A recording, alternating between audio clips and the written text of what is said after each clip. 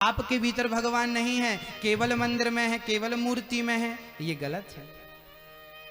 वो भगत कच्चा है जो केवल मंदिर में मूर्ति में कृष्ण का दर्शन करे। और भगवान को तो मंदिर तक सीमित ना रखना मेरी माँ, जहां तुम्हारी नजर जाए वहां तक वो कृष्ण ही कृष्ण है, वहां तक वो राम ही राम है। हरि व्यापक सर्वत्र समाना का सिद्धांत क्या कह रहा है, गरज गरज करके। तो मेरी माँ, हर वो भगत कच्चा है जो भगवान को सिर्फ मंदिर में देखता है, हर वो भगत पक्का है जो कण कण में ईश्वर को देखता है। स्त्री के अंदर परमात्मा, पुरुष के अंदर परमात्मा, आपके भीतर परमात्मा, मेरे भीतर परमात्मा, गाय के भीतर परमात्मा, गधे के भीतर परमात्मा, कुत्ते के भीतर परमात्मा। यदि पत्थर में ईश्वर दिख सकता है तो पेड़ पौधे।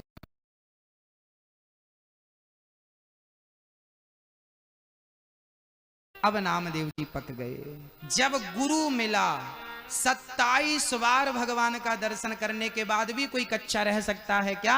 हाँ मेरी माँ, गुरु के बिना आप 27 बार भी भगवान से मिल लो तो कच्चे के कच्चे ही रहोगे। इसलिए जीवन में गुरु की आवश्यकता होती है, क्योंकि गुरु आपको पका देता है। पक्के घड़े में ही पानी ठहरता है। जब आप हृदय से पक जाते हैं, गुरु के ज्ञान से पक जाते हैं। अच्छा, पकना किसे कहते हैं? जब आपके अंदर का क्रोध शांत हो जाए, जब आपके अंदर का लोभ शांत हो जाए, जब आपके अंदर का क्रोध शांत हो जाए, तब आप ईश्वर के अधिकारी होते हैं, तब परमात्मा को प्राप्त करने के अधिकारी होते हैं। तो आज गुरु पूर्णिमा के इस पावन पर्व पर संकल्प लेंगे कि कभी भी व्यर्थ का क्रोध नहीं करेंगे। क्या नहीं करेंगे? कभी लोभ नहीं करेंगे, जरूरत से ज्यादा अहंकार नहीं करेंगे। हाँ, कल भगवान ने गोवर्धन उठाया, कल की लीला। आपको पुनः गुरु पूर्णिमा की फिर से मैं ढेर सारी शुभकामनाएं देता हूं। और मैं आपसे एक छोटी सी प्रार्थना करता हूं। आज गुरु पूर्णिमा के पावन पर्व में जो भी मेरे शिष्य हैं, जो भी मेरी बात मानते हैं, या जो भी मुझसे स्नेह रखते हैं, प्रेम रखते हैं, आज मैं आप सभी से एक छोटी सी प्रार्थना करना चाहता हूं। कौन कौन स्वीकार करेगा बस इतना बता दो। अच्छा, जय हो।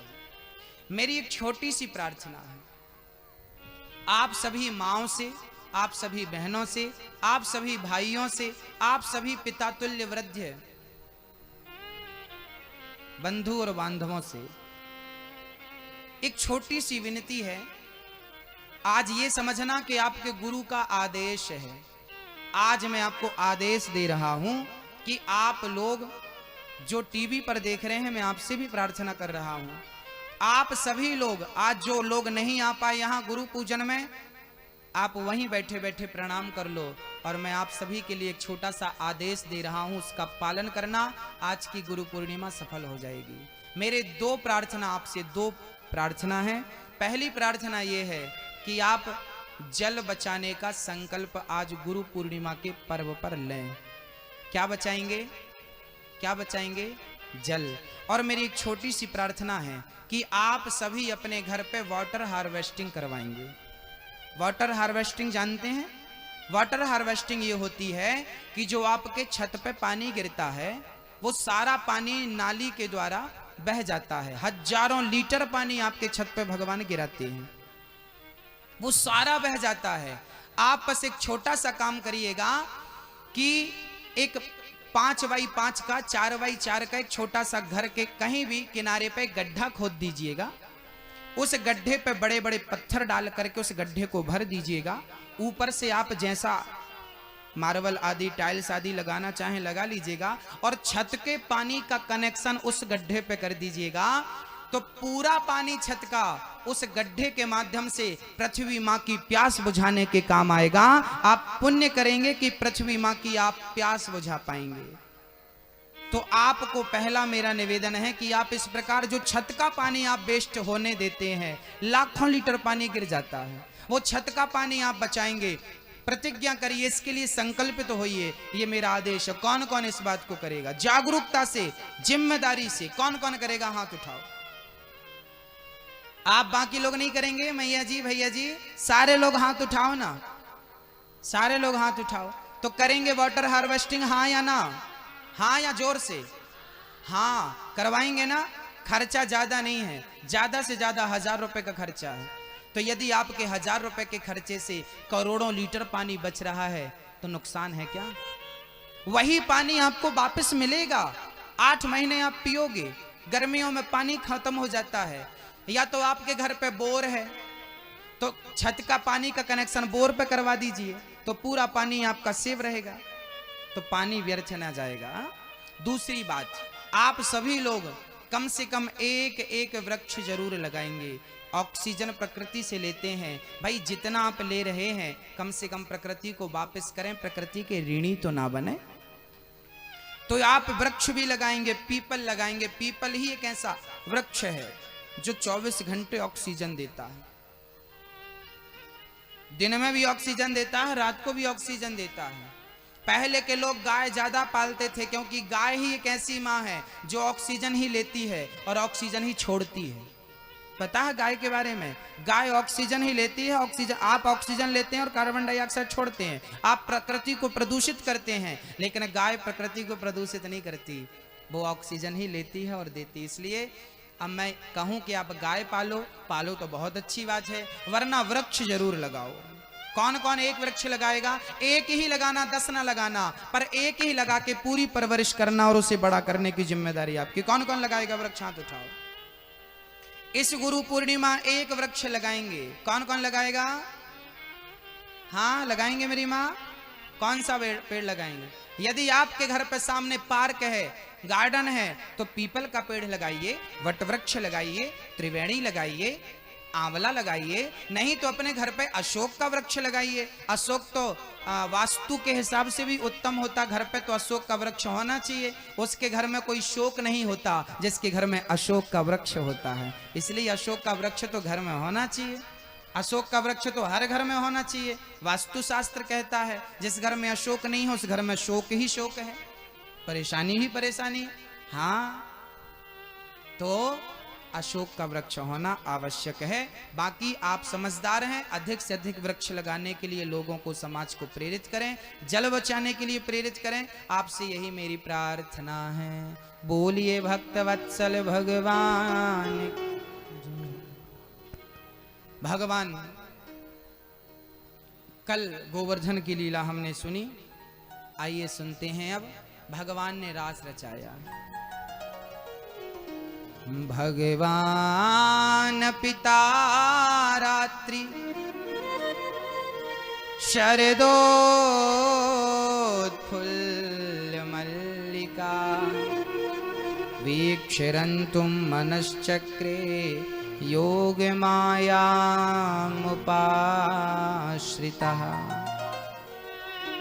भगवान पिता रात्रि शरदोत्फुल्ल मल्लिका। शरद पूर्णिमा की पवित्र रात्रि आ गई, पूर्णिमा की रात। आज भी पूर्णिमा है, तब भी पूर्णिमा थी। शरद पूर्णिमा की रात यमुना के पुलिन तट पर आज श्याम सुंदर के मन में भाव जागा कि आज मैं गोपियों के संग रमण करूं, रमण करूं। आज भगवान ने अपनी होंठों पे बांसुरी रखी और जो फूंक मारी, गजब की बांसुरी बजती है वृंदावन वसैया की। करूं तारीफ मुरली की या मुरली के बजैया की। जहां चलता ना काम तीर और कमानों से, वहां बातें होती मुरली की तानों से। सुंदर सी बांसुरी आज गोविंद ने अपने अधरों पे रख के जो बजाई भक्तों, सारी गोपियां काम कर रही थी। देखिए आज गोपियों ने भगवान को भुला दिया। आज गोपियां काम कर रही थी, काम में व्यस्त थी, और काम करती हुई वो ईश्वर को याद कर रही थी। जब तुम काम करते समय भी भगवान को याद रखोगी तो वो कभी ना कभी तुम्हें याद करेगा। आज गोपियां अपने काम में ही मस्त थीं, तभी भगवान ने गोपियों को पुकार लगा दी। गोपियों, ललिता, विशाखा, चित्रा, इंदुलेखा, चंपकलता, रंग देवी, तुंग विद्या, सुदेवी, आओ आओ, तुम्हारा कृष्ण तुम्हें पुकार रहा है। और जो बांसुरी बजी, एक सखी तो गाय दोह रही थी, बर्तन वही है, दूध वही है, और जैसी हालत थी वैसी ही हालत में गोपी दौड़ पड़ी, कृष्ण की वंशी सुनाई पड़ी, छोड़ दिया सारा काम, कृष्ण से मिलने के लिए चल पड़ी। भक्तों, भगवान उसी को मिलता है जो भगवान को महत्व देता है। काम और श्याम, या तो काम को महत्व दो या तो श्याम को महत्व दो। काम को महत्व दोगे तो काम ही काम मिलेगा, काम कभी पूरा नहीं होगा। इसलिए थोड़ा सा समय सबको निकाल करके, काम को स्थगित करके, छोड़ करके, और उस काम के समय में भी भगवान को, कृष्ण को याद करते रहना चाहिए। यही आपकी भक्ति की सार्थकता है। गोपियां काम करती, एक सखी कंधे गोबर थाप रही थी, ओपले उसी क्षण बंसी सुनाई पड़ी, हाथ में गोबर था, साफ नहीं किया, उसी हाल में कृष्ण से मिलने के लिए चल पड़ी। कृष्ण से मिलने की उत्कंठा कितनी होती है भक्तों। एक बात बताऊं, भगवान उसी को मिलता है जिसके अंदर उसे पाने की ललक होती, लालसा होती, उत्कंठा होती है। आपके भीतर यदि उत्कंठा नहीं है तो वो क्यों मिलेगा भाई? और जितनी उत्कंठा आपके अंदर होगी उतने जल्दी कृष्ण आपसे मिल जाएंगे। भगवान के मिलने में देर बिल्कुल नहीं है, उत्कंठा तो हो, प्रहलाद जैसा विश्वास हो,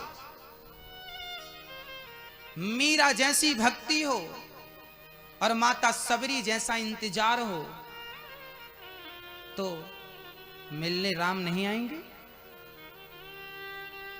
मेरी मां, कमी हमारे अंदर है। वो खड़ा हुआ देख रहा है, हमें देख रहा है, हम ही हैं कि उसे भूल जाते हैं, हम ही हैं भूल जाते हैं। एक छोटी सी चिड़िया दाना लाकर अपने बच्चों को खिलाती थी। एक दिन बच्चा बोला, माँ आज तू मत जा, आज दाना लेने मैं जाऊंगा। तो चिड़िया का छोटा सा बच्चा बोला, मैं जाऊंगा। माँ बोली, ठीक तू चला जा। आज बेटा गया और एक घर पे जाकर घर की दीवार पर बैठा। दाना उसे नजर तो आया, दाना उठाया तो दाना चुगते चुगते वो अंदर चला गया, और वहां से जब उड़ना चाहा तो वो एक कमरे में कैद हो गया। बहुत प्रयास किया दरवाजा तक पहुंचने का, दरवाजा ढूंढने का, पर दरवाजा मिला ही नहीं। वो तड़पता रहा, तड़पता रहा। माँ ने देखा कि मेरा बेटा कब का गया है, अभी तक आया नहीं, तो ढूंढती ढूंढती माँ भी पहुंच गई, और माँ ने देखा कि मेरा बेटा फंसा हुआ है। तुरंत माँ गई और अपने बच्चे को निकाल करके ले आई। वो बहुत निकलना चाहा पर निकल ही नहीं सका, माँ आई निकाल कर ले गई। बस सच्चाई यही है कि हम ही वो चिड़िया के बच्चे हैं जो संसार में आकर मार्ग ही भूल गए, और ऐसे भटके कि आज तक भटक ही रहे हैं। और जब तक मेरी माँ नहीं आएगी, अर्थात त्वमेव माता च पिता त्वमेव, मेरा कृष्ण ही मेरी माँ है, जब तक वो खुद नहीं आएगी तब तक हम भटकते हुए प्राणी को रास्ता नहीं मिलेगा, दरवाजा नहीं मिलेगा। वो स्वयं आएंगे और हमें उठाकर ले जाएंगे, तब तो हम पहुंच पाएंगे। नहीं, हमें तो पता ही नहीं कि हमें जाना कहाँ है। एक बार कह दो कि कन्हैया मैं तेरा और तू मेरा। हम सभी भगवान से वंचित क्यों रह गए, दूर क्यों हो गए? क्योंकि हमने भगवान को महत्व ही नहीं दिया। एक छोटी सी बात आपसे कहता हूं, आप कंपेयर करना अपने आप से। एक राजा था, उस राजा ने भगवान की बहुत भक्ति की। एक दिन भगवान प्रसन्न हो गए, भगवान से कहा, राजा से भगवान ने कहा, बेटा मैं प्रसन्न हूं, राजन आपने बड़ी अच्छी भक्ति की, बोलो क्या चाहते हो, मुझसे क्या चाहते हो? राजा बोले, प्रभु आपसे मेरी यही विनती प्रार्थना है कि मेरे सारे भक्तों को, गांव वालों को, वो बड़े पतित हैं, वो आपके दर तक नहीं पहुंच सकते, वो आपको जानते मानते नहीं हैं, आप मेरे गांव के तमाम भक्तों को दर्शन देकर कृतार्थ कर दो। भगवान बोले कि भक्ति आपने की है और दर्शन सबको दिलाना चाहते हो, पर तुम्हारी भक्ति अच्छी सच्ची है, मैं सबको दूंगा। एक काम करना, आज शाम को सबको लेकर आना। राजा चले, गांव में डिंडोरा पीटा, भाई भगवान दर्शन देने को तैयार हैं, चलो। बच्चों से लेके बूढ़े तक भगवान से मिलने चल पड़े। अब फ्री में जिसे मिल मिल रहे हो भगवान तो कौन छोड़ेगा। सारे बच्चे बूढ़े गांव के स्त्री पुरुष सारे राजा के पीछे ढोल नगाड़े लेके कीर्तन करते करते चल पड़े। जैसे ही वो जंगल में पहुंचे, वहां मंदिर था, जंगल में पहुंचे तो पैसों का ढेर लगा नजर आ गया। अब गांव वालों ने पहली बार इतना पैसा देखा, पागल हो गए, चढ़ गए ढेर पर, समेटने लगे पैसा। राजा बोले आगे भगवान है, मत समेटो पैसे, भगवान मिलेंगे। बोले नाना हमारे पास बहुत कमी है पैसों की, हम नहीं छोड़ सकते। चढ़े रहे पैसों के ढेर पे। कुछ समझदार थे, बुद्धिजीवी थे, उतर गए। बोले नाना हम भगवान को प्राप्त करके लौटेंगे। आगे 100-200 कदम बढ़ाया तो आगे सोने का ढेर लगा था। जो पैसे से उतरे वो सोने के ढेर पर चढ़ गए, सोना समेटने लगे। राजा ने विनती करी, भाई आगे भगवान है, मत समेटो, आगे भगवान है, वापसी में तुमको ये सोना मिलेगा, ले लेना। पर विश्वास नहीं था कि वापसी में मिलेगा कि नहीं, वो उतरे ही नहीं। पर कुछ समझदार बुद्धिजीवी 2-4 उतर गए, नाना हम भगवान को पाएंगे, भगवान बहुत अनमोल है। उतरे, 100-200 कदम बढ़ाया तो हीरों का ढेर लगा था, बड़ी बड़ी मणियां थी। आहा, अब पैसा छोड़ा, सोना छोड़ा, पर वो मणि छूटी नहीं। वो 4 लोग जो उतर कर चले थे वो भी चढ़ गए। राजा गिड़गिड़ाता रहा, भगवान है मिल लो। गांव वाले बोलने लगे, एक काम करना, भगवान से कहना वो कल मिले, आज हम ज्यादा बिजी हैं। राजा वापस चले गए। गए तो भगवान खड़े थे, इंतजार कर रहे थे। अरे आपने तो कहा था सारे गांव वालों को लाएंगे, गांव वाले कहाँ हैं? राजा रोने लगे, प्रभु निकले तो सब थे आप तक पहुंचने के लिए, रास्ते में उलझ गए। सच्चाई यही है भक्तों कि हम ही वो लोग हैं जो सबके सब निकले थे ईश्वर को पाने के लिए, पर हम ही तो वो लोग हैं जो पैसा सोना चांदी हीरा मोती में उलझ गए। अपने दिल में हाथ रखकर बताओ, क्या आप पैसों में नहीं उलझे? क्या सोना चांदी हीरा मोती में हम लोग नहीं उलझे?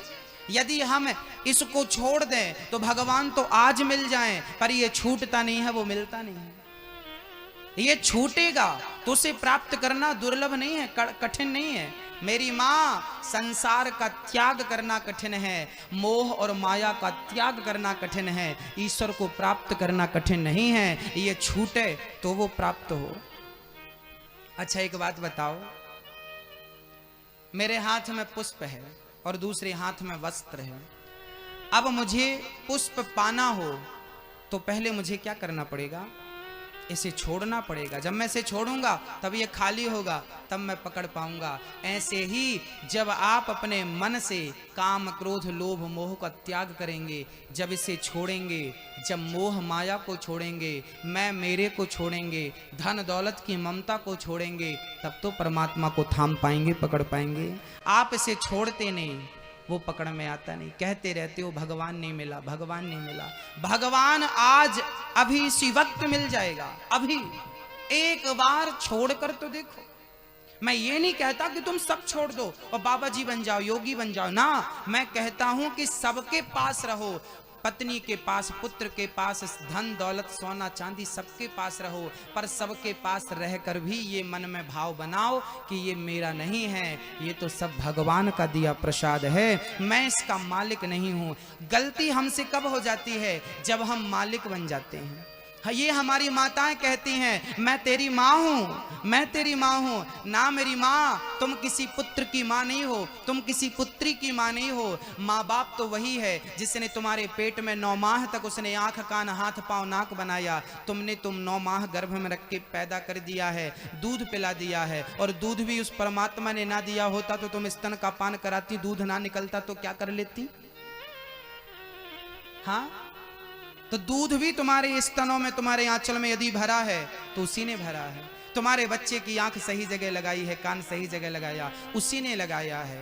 इसलिए कभी ना कहो कि मैं किसी की माँ हूँ, सबकी माँ कृष्ण है। ये कहो कि परमात्मा ने तुम्हें एक दायित्व दिया है एक पुत्र की सेवा करने का, सेवा करो, उस बेटे को अपना ना मानो, यही समझते रहो कि ये भगवान का दिया प्रसाद है, ये वस्तु भगवान की है, हम इसके मालिक नहीं है। हम मालिक बन जाते हैं तो गलती हो जाती है। संपत्ति सब रघुपति के आही, ना मैं किसी की मां हूं, ना मैं किसी का पिता हूं। बोलो हाँ या ना? हम बने बैठे हैं, ये हमारी गलती भूल है। आप बनी रहो ना मां, पर रियल में आप मां हो नहीं किसी की। त्वमेव माता च पिता त्वमेव, मात पिता तुम मेरे। माता रामो मत पिता रामचंद्र, स्वामी रामो मत सखा रामचंद्र, सर्वस्वम में रामचंद्रो दयालो। राम जी सबके माई बाप है, मेरे कृष्ण ही त्वमेव माता च पिता। अच्छा ये बताओ, आप किराए से रहते हो या खुद का घर है? आप में से अपने खुद के घर पे कौन रहता है? जो खुद के घर पे रहते हो वो हाथ उठाएं। भगवान ने आपको जिन जिन को दे रखा है खुद का घर, वो हाथ उठाएं। आपका खुद का घर है? आपका खुद का ही घर है? अब हाथ नीचे करो। अब जरा दिल में हाथ रख के बताओ कि वो घर क्या आपका है? अभी तो हाथ उठाकेगा हमारा। हम खुद के घर में रहते हैं, हमारे जिन किराए से थोड़ी रहते हैं। हमारे घर पे 4 किराएदार हैं, हम तो मालिक हैं। ये घर हमारा है। बस ये गलती है हमारी, जिस घर में आप हो ठीक है वो आपका है, उसकी रजिस्ट्री आपके नाम की है, अच्छी बात है। लेकिन फिर भी आप ये भाव बना के चलो कि कन्हैया ये घर मेरा नहीं है, कन्हैया ये घर तो तेरा है और मैं तो तेरा किराएदार हूं। घर किसका? कृष्ण का। और मैं कौन? कृष्ण का। मैं कृष्ण का किराएदार हूं, मैं घर का मालिक नहीं हूं। एक सज्जन मेरे पास आए, आकर कहने लगे, गुरुजी मैंने घर बनाया है पर उस घर में मैं मंदिर नहीं बना पाया। भगवान का ईशान कोण में मैं मंदिर नहीं बना पाया, लेकिन मेरे मन में एक भाव आया है। मैंने कहा बोल भाव क्या है? उस सज्जन ने इतनी बढ़िया बात कह दी भैया, दिल को छू गई। उस भक्त ने कहा कि जिस भगवान ने इतना बड़ा घर दिया मैं उसे कोना क्यों दूं? एक काम करूं कि पूरा घर उसी को देकर मैं ही एक कोना पकड़ लूं। इतना बड़ा घर उसने दिया तुम्हें और तुमने उसे एक कोना पकड़ा दिया। ना प्रभु, ना मेरी मां, ना मेरे भाई, ये कहो कि कन्हैया ये सारा घर तेरा है और तू अपने घर में मुझे कोना दे दे, मैं तेरे घर के किसी कोने में पड़ा रहूंगा, तेरा गुणगान गाता रहूंगा। आप जिस घर में सोते हैं, जिस घर में रहते हैं, आप यही कहिए कि कन्हैया ये घर तेरा है और मैं तेरा किराएदार हूं, मैंने एक कोना पकड़ रखा है, ये सारा तेरा है, तू इस घर का मालिक है। और याद रखना, आप में से कौन कौन किराएदार बन गए आज से कन्हैया के? हाथ उठा के बताओ, हम कौन है कन्हैया के? किराएदार हैं। तो सच्ची बताना, सच्चा किराएदार वही है जो समय पे किराएदार मालिक को, मकान मालिक को पैसे चुकाए। हाँ या ना? तो आप लोग किराएदार हो कन्हैया के, तो बताओ फिर उसको कैसे उसका किराया दोगे? कैसे दोगे? बोले जब आप माला जप रहे हो, राम राम राम राम, हरे कृष्णा कृष्ण कृष्ण हरे हरे, हरे राम राम राम हरे हरे, जब उसका नाम जप रहे हो, जब उसकी कथा सुन रहे हो, जब उसका चिंतन कर रहे हो, तो कह देना कन्हैया से, कन्हैया मैं तेरा चिंतन नहीं कर रहा हूं, मैं तेरा नाम नहीं जप रहा हूं, मैं तो तेरा किराया चुका रहा हूं। यही तेरा किराया, तेरा स्मरण, तेरा चिंतन, जिसे आप कहते हो ना मैं भक्ति कर रही हूं, भक्ति कर रहा हूं, वो भक्ति नहीं है, वो एक्चुअली भगवान का किराया चुका रहे हो, उसका ऋण चुका रहे हो। और याद रखना, अपना ये सिर काट कर चढ़ा दोगे ना गोविंद के चरणों में, तो भी उसका ऋण कभी चुका ना पाओगे। मेरे अंदर तो हिम्मत नहीं है उसका ऋण चुकाने की, शायद आप चुका पाओ, मुझे नहीं पता। है आप में से किसी के अंदर हिम्मत उसका ऋण चुकाने की? इसलिए मैं कौन हूं? मैं कृष्ण का, मैं कृष्ण का, मैं कृष्ण का मालिक कौन है? ना मैं किसी की मां हूं, बोलो, ना मैं किसी की मां हूं, ना मैं किसी का पिता हूं। मेरे बच्चों के माई बाप भी कन्हैया हैं। कन्हैया ये बच्चे तेरे हैं, तू जान, तेरा काम जाने। मैंने सौंप दिया, अब सौंप दिया इस जीवन का सब भार तुम्हारे हाथों में है, जीत तुम्हारे हाथों में है, हार तुम्हारे हाथों में। जैसे रखे राम जी रहना चाहिए, बस सीताराम सीताराम कहना चाहिए। भगवान को 4 चीजें बहुत पसंद हैं मेरी मां, बताए आपको? पत्रम पुष्पम फलम तोयम यो में भक्त्या प्रयच्छति। भगवान को चार चीज बहुत पसंद है। पत्रम, पुष्पम, फलम, तोयम। पत्रम मतलब पत्ता। कौन सा पत्ता पसंद है भगवान को? जोर से बोलो मेरी माँ, मैया। ओ मैया, कौन सा पत्ता पसंद है मेरी माँ?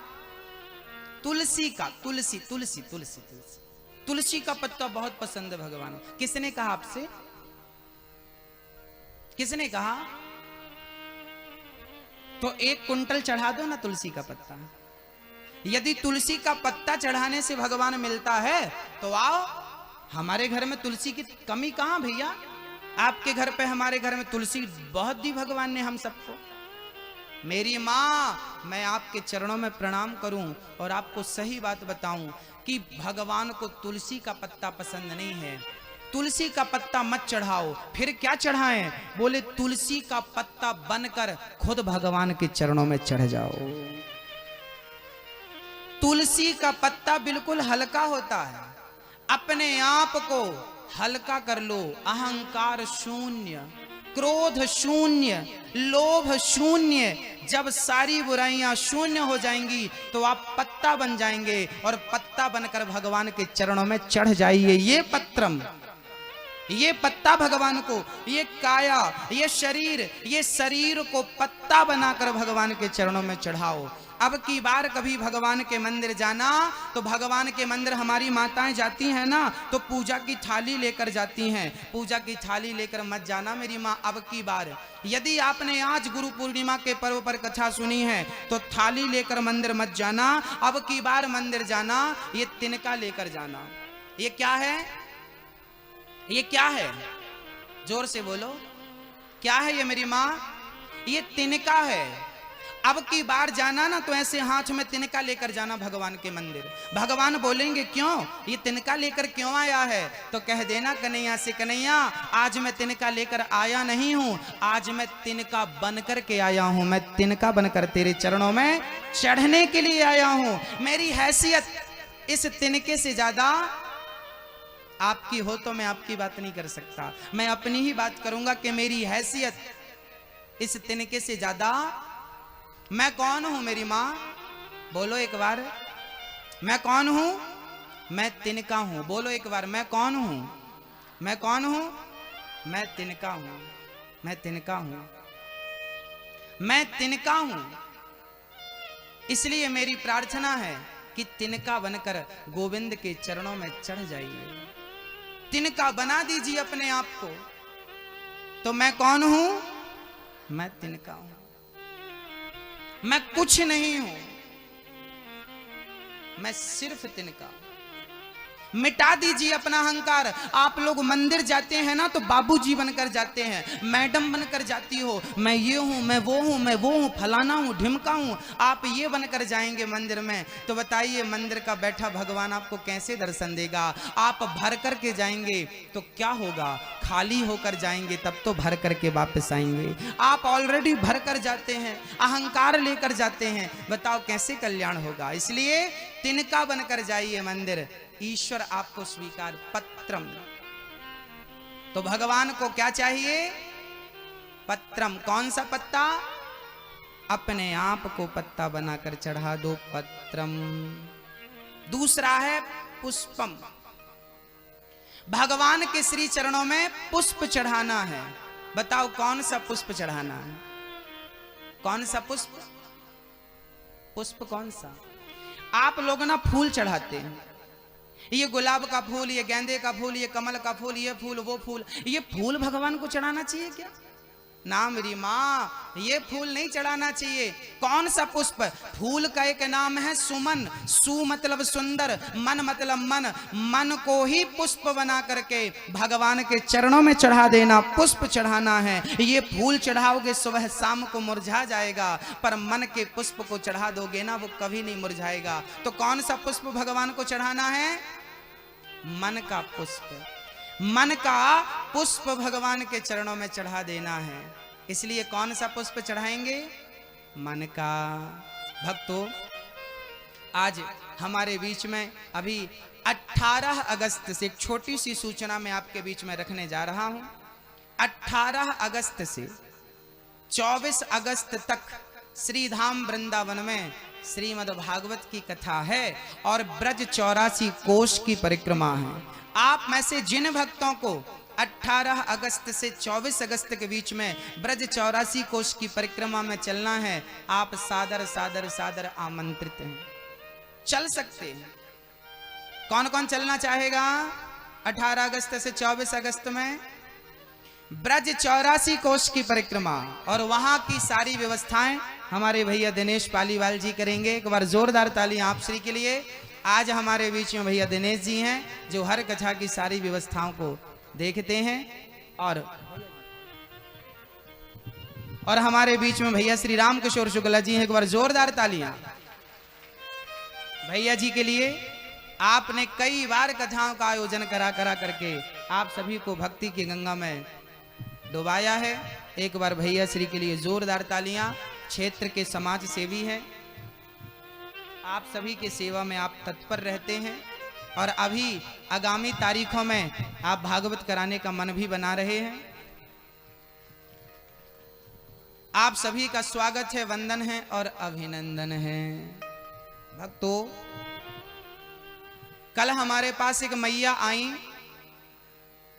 और वो मैया बोली, गुरुजी मैं बहुत वृद्ध हूं। वो बहुत वाकई वृद्ध हैं, उन्हें वृद्धा की पेंशन मिलती है मात्र 600 रुपए। कौन है वो मैया? कल मैंने बोला था कि वो मैया आए। उस मां को मात्र 600 रुपए पेंशन मिलती है। तो उस वृद्ध मां ने कहा कि मैं 600 रुपए में से 100 रुपए जब तक जीती रहूंगी, जिंदा रहूंगी, तब तक 100 रुपए वृद्ध माओं के लिए वृंदावन में भेजती रहूंगी। मैं जब तक जिंदा रहूंगी तब तक इन वृद्ध माओं के लिए भेजती रहूंगी। हमारी, जैसा कि आपको विदित है, श्रीधाम वृंदावन में वृद्धाश्रम बन रहा है जिनमें वृद्ध माताओं की रहने की सारी व्यवस्थाएं हैं, जिनमें वृद्ध माताएं रहेंगी। वृंदावन में जो वृद्धाश्रम बन रहा है जहां पर सारी वृद्ध माएं रहेंगी और वहां रहकर भोजन प्रसादी करेंगी, बिहारी जी का चिंतन करेंगी। अरे हम नहीं कर पाए चिंतन तो हमारे बदले का वो वृद्ध मां चिंतन करेगी। एक मां को आप सहारा दे दीजिए। श्रीधाम वृंदावन में जो वृद्धाश्रम बन रहा है वहां तमाम वृद्ध माओं की सेवा, जिनके बच्चे सेवा नहीं कर पाते, बहुएं सेवा नहीं कर पाती, ऐसी वृद्ध माओं की सेवा वहां पर होगी। ऐसे वृद्ध आश्रम के लिए, ऐसे वृद्ध माओं के लिए आप सभी अपना योगदान दे सकते हैं, जुड़ सकते हैं। आपका दिया 21,000 वो हम बैंक में जमा कर देंगे और उसी के ब्याज से एक माँ को दोनों टाइम का भरपेट भोजन प्राप्त होगा। सोचिए, आपके एक बार के सहयोग से किसी माँ को भरपेट भोजन मिलेगा और जब तक वो माँ रहेगी तो वो खाएगी। जब उस माँ का शरीर पूरा हो जाएगा तो आपकी सेवा दूसरी माँ को प्राप्त होने लगेगी। कितनी माँओं की आप एक बार के सहयोग से सेवा कर पाएंगे। भक्तों, दान करने से धन कभी नहीं घटता। ऐसे कितने पैसे आप बर्बाद कर देते हैं, यहाँ वहाँ लग जाते हैं। किसी एक माँ को यदि आपने दोनों टाइम का भरपेट भोजन दे दिया तो भगवान को आप लोग ले जाकर चढ़ाते हो ना। मुझे लगता है कि भगवान ऐसे नहीं खाता। अरे भाई, माँ खाती है तो गर्भवती माँ के अंदर जो बच्चा होता है उसके पेट में अपने आप चला जाता है। माँ खाती है तो गर्भ के बच्चे के पेट में अपने आप चला जाता है। ऐसे ही जब कोई वृद्ध माँ खाएगी तो भगवान के पेट में अपने आप चला जाएगा। उस माँ का तन कहाँ है कोई फर्क नहीं पड़ता, मन कहाँ है बात महत्व रखती है। फलम, भगवान को तीसरी चीज पसंद है। पहला पत्रम पुष्पम फलम, तीसरी फल बहुत पसंद है भगवान। कौन सा फल बताओ मेरी माँ, बताओ भगवान को कौन सा फल पसंद है? हाँ, रामफल, सीताफल, जामुन, आम, कौन सा फल? नारियल। फिर हाँ? अच्छे अच्छे कर्म करो और अपने कर्मों का फल भगवान के चरणों में समर्पित कर दो। कर्मों का फल बहुत पसंद है भगवान। भागवत सुनने से, पुण्य करने से, दान करने से, आपने वृद्ध माताओं के लिए दान किया, उसका जो भी पुण्य मिला, कहो कि प्रभु इसका पुण्य आपके चरणों में मैं समर्पित करता हूं। कर ये समर्पण वापस फिर भगवान करेंगे। वो आप लेते नहीं है, वो बस आप कह दो बस।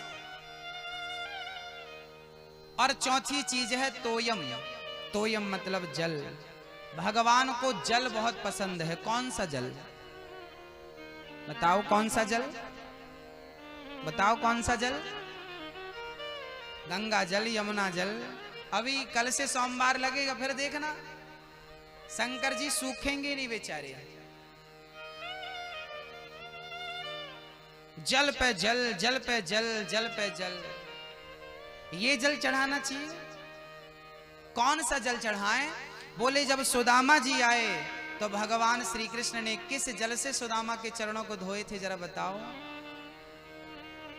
देखे सुदामा की दीन दशा,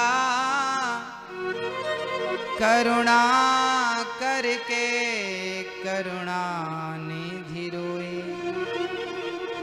पानी परात को हाथ छुओ नहीं, नैनन के जल से पग धोए।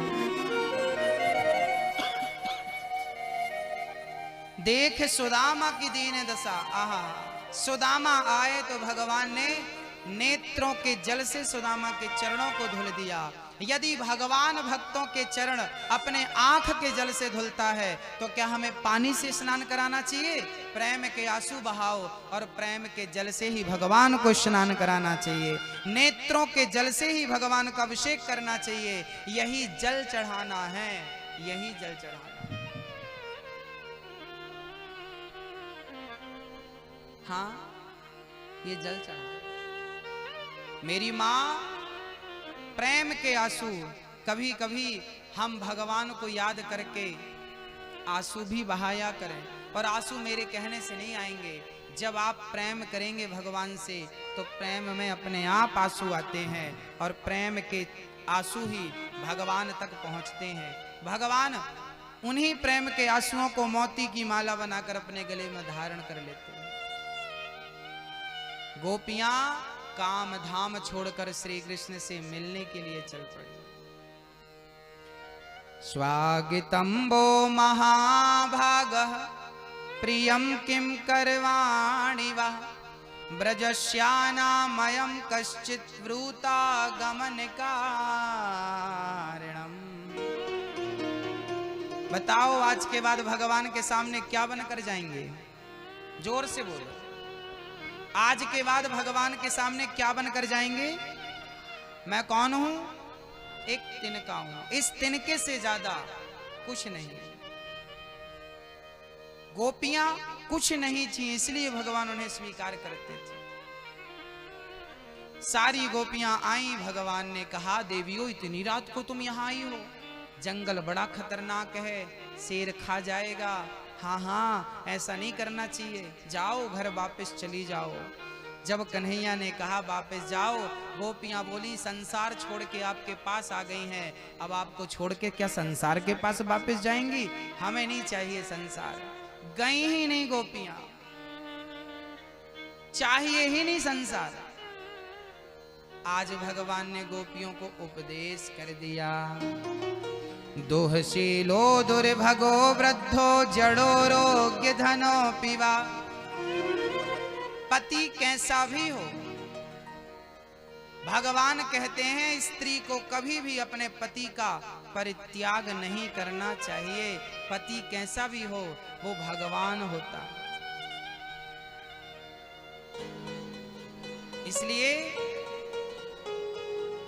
पति की सेवा भगवान समझ कर करना चाहिए।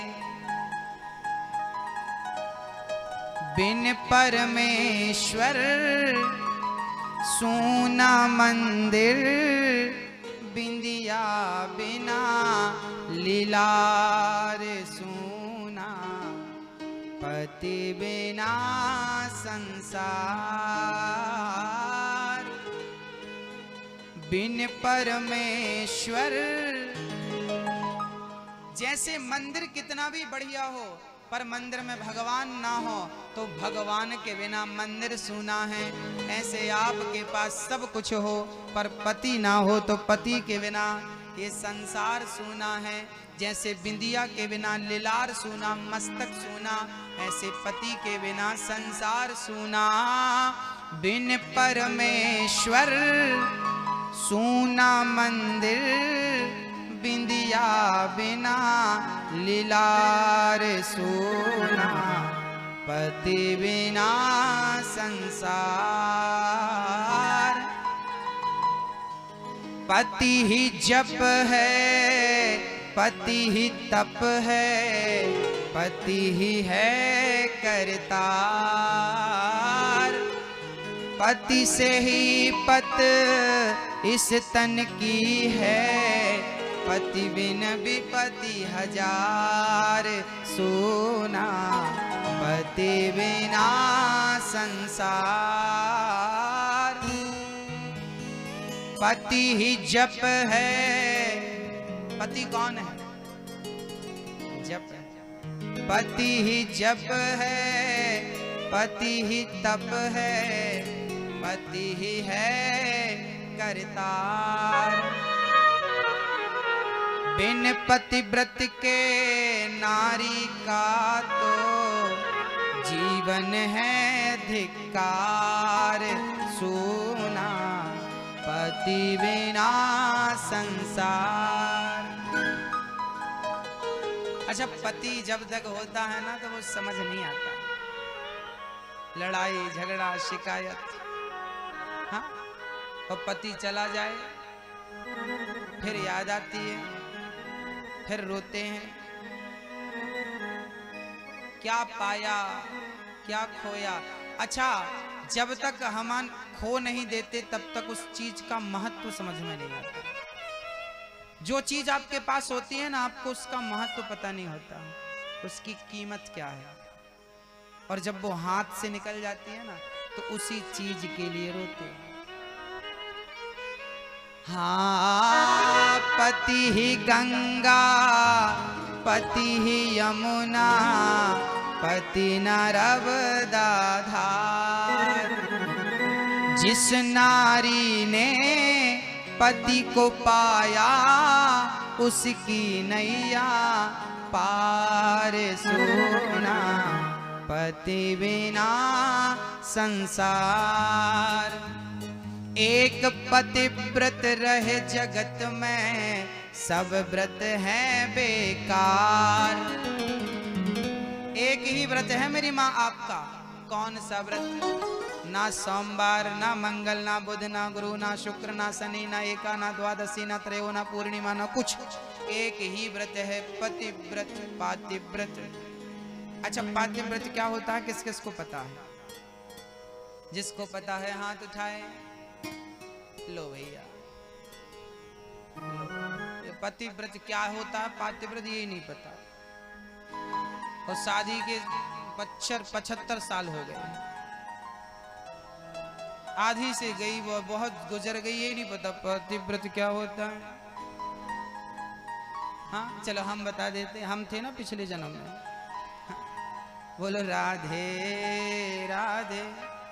अच्छा, हम इस जन्म में भी पतिव्रता नारी हैं, हम भी नारी हैं, पता है आपको? आप भी नारी हो, हम भी नारी हैं। आप अपने पति की नारी हो, हम अपने कृष्ण की नारी हैं, गोपी तो हैं। हाँ, हम सबके भीतर आत्मा जो है ना वो स्त्रीलिंग होता है। आत्मा होता नहीं है, आत्मा होती है, और मेरे अंदर भी आत्मा है, तो वो भी स्त्री है। तो आत्मा का पति कौन है? बोले परमात्मा ही पति है। तो मैं आत्मा अर्थात मैं स्त्री, तो मेरा पति कौन? मेरे पति कृष्ण तो मैं भी पतिव्रता। जो अपने पति को छोड़कर स्वप्न में भी दूसरे पुरुष का चिंतन ना करे वो पतिव्रता होती है। जो अपने राम अपने कृष्ण को छोड़कर किसी का चिंतन ना करे वो पतिव्रत भक्त होता है। तो स्वप्न में भी पर पुरुष का चिंतन ना हो। आपके पति के सिवा स्वप्न में भी कोई आपके सपने में भी ना आ जाए। यदि सपने में आपके कोई पुरुष आ गया तो फिर आप दूसरे नंबर की हो। और किसी से आपने दोस्ती कर ली, नैन मटक्का कर लिया तो फिर थर्ड क्वालिटी की, घटिया क्वालिटी की। हाँ, ये हम नहीं कह रहे हैं, रामचरितमानस में लिखा है। उत्तम कोटि की नारी स्वप्न में भी किसी पुरुष को देखती नहीं अपने पति के सिवा। हाँ, उत्तम कोटि की, मध्यम कोटि की सपने में देख लेती है। हाँ, और अधम कोटि की तो बॉयफ्रेंड भी बना लेती है। और अधम से अधम कोटि की तो अब जानती हैं। बोलो राधे राधे। एक पतिव्रत रहे जगत में, सब व्रत हैं बेकार। बिन पतिव्रत के नारी का तो जीवन है धिकार। सोना पति बिना संसार। अच्छा, नारी को पतिव्रता होना चाहिए तो पति को कैसा होना चाहिए? पति को भी पत्नी व्रता होना चाहिए, राम जैसा पति होना चाहिए। पुरुष को भी अपने चरित्र का ख्याल रखना चाहिए। पुरुष भी पर नारी का चिंतन ना करे। यदि करते हैं आप पर स्त्री और पर पुरुष का चिंतन तो ईश्वर आपको बहुत कष्ट देगा। आपके जीवन में जब दुख आए तो समझ लेना कि आपके किसी ना किसी पाप का ही फल आपके सामने दुख बनकर आ गया। हाँ, ईश्वर मारता है तो ऐसी थोड़ी मारता, वो ऐसी मारता है। इसलिए कभी गलत ना सोचिएगा, किसी के प्रति गलत भाव ना रखिएगा, निगाहों को ठीक करिएगा, अपना दृष्टिकोण बदलिएगा। लोग कहते हैं जमाना बुरा है। भाई साहब, हमसी तो जमाना है। आप अच्छे हो जाएंगे तो जमाना अपने आप अच्छा हो जाएगा। आप बुरे हैं तो जमाना बुरा। इसलिए जमाना बाद में बदलेगा, पहले अपने आप को बदल लो। और भगवान श्री कृष्ण कह रहे हैं पति की सेवा करना धर्म है, जाओ अपने अपने पतियों के पास। आज मैं एक छोटा सा संदेश इस कथा से देना चाहता हूँ।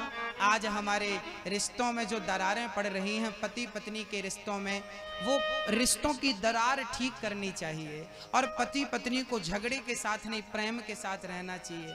क्या होता है, जब तक लोग रहते हैं ना तब तक उसका कोई महत्व ही नहीं होता। मर जाने के बाद रोते हैं। एक भजन सुनाता हूँ आपको बढ़िया सा।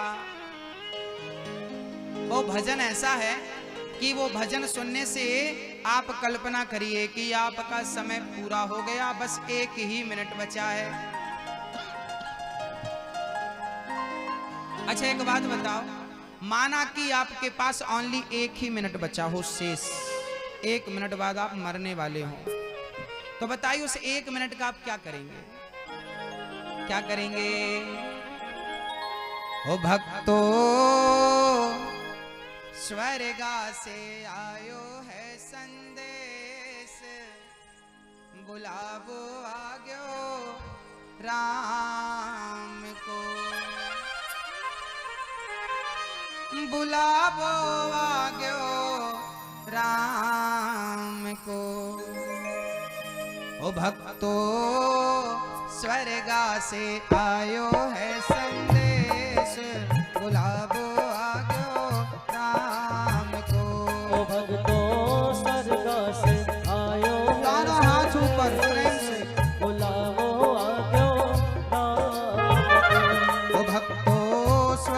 से आयो है संदेश, बुलावो आग्यो राम को। भक्तो स्वर्गा से आयो है संदेश, बुलावो आग्यो राम को। अब बुलावा आया, देखते हैं बुलावा किसका आया। सोचिए जब आपका बुलावा आएगा तो आपको छोड़कर जाना पड़ेगा। अभी लड़ते हो, झगड़ते हो, प्यार से रहते नहीं हो, जाना पड़ेगा, सब रह जाएगा। एक पिता का बुलावा आ गया। आपके पिता जिंदा हैं कि गए हैं? जिनके पिताजी गए, समझ लेना कि आपके पिताजी कह के जा रहे हैं, मेरे माध्यम से अपनी बात आप तक पहुंचा रहे। और जिनके पिता हैं, आपके पिता जब जाएंगे तो यही कहकर जाएंगे। पिताजी कह रहे हैं उनका समय पूरा हो गया। यमराज जी बोले चलो भाई, आपका टाइम पूरा हो गया, चलो। तो पिताजी कहने लगे यमराज जी हमें 1 मिनट का टाइम दे दो, हम अपने बच्चों से कुछ कहना चाहते हैं। उनके 2 बेटे थे। यमराज जी बोले ठीक है 1 मिनट ले लो। यमराज जी खड़े हो गए और पिता अपने बच्चों से उस 1 मिनट में क्या कह रहे हैं जरा सुनिएगा। 1 मिनट की मोहलत दे दो, करूं बेटा से बात। 1 मिनट की मोहलत दे दो, करो बेटा से बात। ओ 1 मिनट की मोहलत दे दो, करूं बेटा से बात। 1 मिनट की मोहलत दे दो, करो बेटा से बात। 1 मिनट। अब पिताजी कह रहे हैं हमें मात्र 1 मिनट का टाइम दीजिए, बस 1 मिनट। उस 1 मिनट में पिताजी क्या कहना चाह रहे हैं? 1 मिनट की मोहलत दे दो, करो बेटा से बात। भाई भाई प्रेम से रहना। उस पिता के 2 बेटे थे। तो पिता कह रहे हैं अपने बच्चों से, वो 2 भाई थे, दोनों से कह रहे हैं कि भाई भाई प्रेम से रहना। तुम दोनों झगड़ा कभी ना करना, क्योंकि आजकल ना भाई भाई बहुत झगड़ा करते हैं। ये दुनिया के फेसबुक में 5000 फ्रेंड हैं, पर खुद का सगा भाई भी दुश्मन बना बैठा है। तो दुनिया को फ्रेंड बनाने से अच्छा पहले अपने भाई को फ्रेंड बना लो, उससे दोस्ती कर लो। फिर फेसबुक में बहुत सारे फ्रेंड बनाने से क्या फायदा, यदि तुम्हारा भाई ही तुम्हारा फ्रेंड नहीं है तो। तुम्हारा भाई तुमसे रूठा है तो 1000 फ्रेंड का क्या फायदा। इसलिए मैं कहता हूं कि रामचरितमानस पढ़ोगे तो भरत जैसा भाई का संस्कार बनेगा, राम जैसे भाई का संस्कार बनेगा। घर बट जाना ठीक है, चूल्हा बट जाना ठीक है, लेकिन दिल बटना, मन बटना ठीक नहीं है। दूर रहकर भी एक रहना सीखो। पिता ने कहा कि भाई 1 मिनट की मोहलत दे दो, करूं बेटा से बात। भाई भाई प्रेम से रहना, भाई भाई प्रेम से रहना। जाना है सबको उसके पास, बुलावो आग्यो राम को। हो भाई भाई प्रेम से रहना, जाना है सबको उसके पास, बुलावो आग्यो राम को। ओ बुलावो आग्यो राम को। हो बुलावो आग्यो राम को। ओ भक्तो स्वर्गा से आयो है संदेश, बुलावो आग्यो राम को। भक्तो स्वर्ग से आयो है संदेश, बुलावो आग्यो राम को। अब पिताजी चले गए। क्या कहकर गए कि तुम भाई भाई प्रेम से रहना। अब आपकी सासू मां जाने लगी। रोकना चाहती हो कि जाने दें? आपकी सास जाने लगी। यमराज आए, चल। सास जाने लगी तो सास ने यमराज से कहा प्रभु 1 मिनट चाहिए। क्यों चाहिए? बोले बहू से कुछ बात करनी है। आपकी सास जाने के पहले कुछ कह के गई कि नहीं आपसे? नहीं है कि गई है? जाएगी तो यही कह के जाएगी, और गई है तो कह रही है मेरे द्वारा कि मेरी बहुओं से कह दो